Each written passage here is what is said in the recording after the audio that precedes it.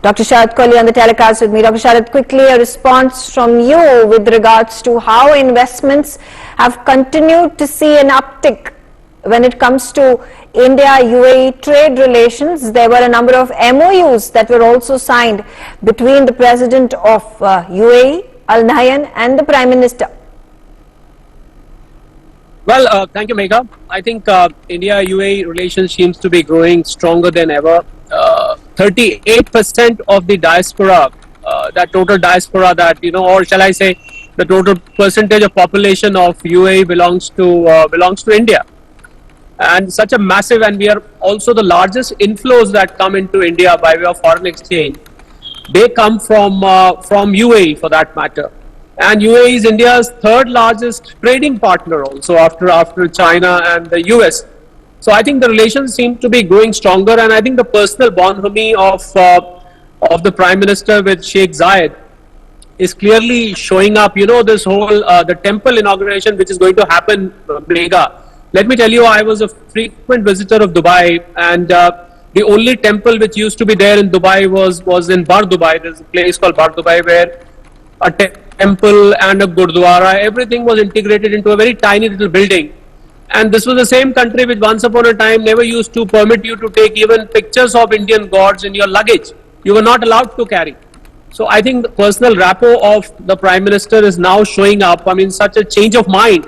Obviously we've had a generational change in the kingdom of UAE also, because it was his late father who was in the role. But then I think it's a clear indication of very revolutionized thinking of UAE, matched with the personal rapport which Prime Minister has built, which is why we are seeing such a large and the only temple in UAE coming up, at that scale. It's very, for people who've lived in Dubai and for the people who have been dealing with UAE for a long time, they'll find it very hard to believe that this country is allowing this kind of temple in a 27-acre land area, that too selected by the Prime Minister. He told Prime Minister, you pick up a place and I'll tell you.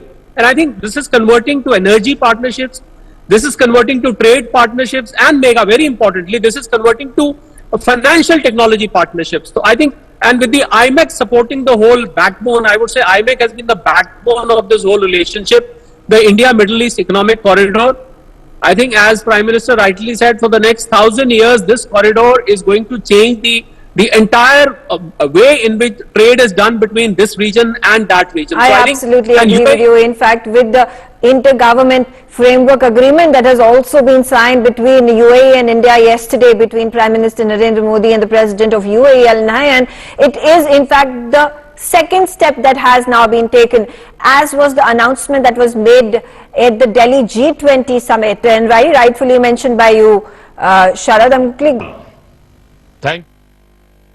All right, so that was the Prime Minister's speech at the World Government Summit taking place in UAE. Quickly coming to you, Sharad, the fact that the Prime Minister could have spoken on a host of topics, he could have picked any of the initiatives and successes of the country. He has picked the topic of solar energy. He's spoken about how the carbon footprint of India is at the minimum, how India has been able to fulfill all its COP commitments, the Paris Agreement commitments. What does it say about India and Government of India's energy initiatives? I think, Megha, he has reiterated about the commitment India has been making at these COP summits. We should not forget that the latest COP summit of all these nations carry a very recent memory. The COP summit happened in Dubai itself, where India had reassured the world that we are committed to being carbon free by 2070. And I think this Surya Uday, or the solar on the roof, is a very recent announcement. It was done during the Ram Mandir consecration. And I think the Prime Minister wants to inform the world that we've already taken action on 1 crore houses having solar panels on the rooftop. And we should not forget, Megha, that the region in which the Prime Minister is right now is the most, I would say, sun-serviced area. If there is maximum sunlight in some part of the world, it is in the Middle East. In fact, you don't, like for example in UAE, you could easily have a year in UAE where there could be no rains, although ironically speaking, in Abu Dhabi, there were rains yesterday, and people were finding it difficult to attend Prime Minister's address.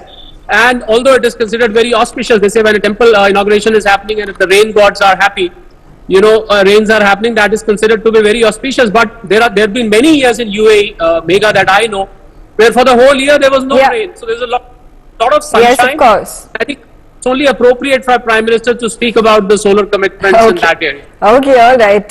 I thank you, Gautam, and thank you, Sharad, for joining me on the telecast and sharing your views. Meanwhile, there is breaking development coming in from West Bengal, where the West Bengal BJP President Sukan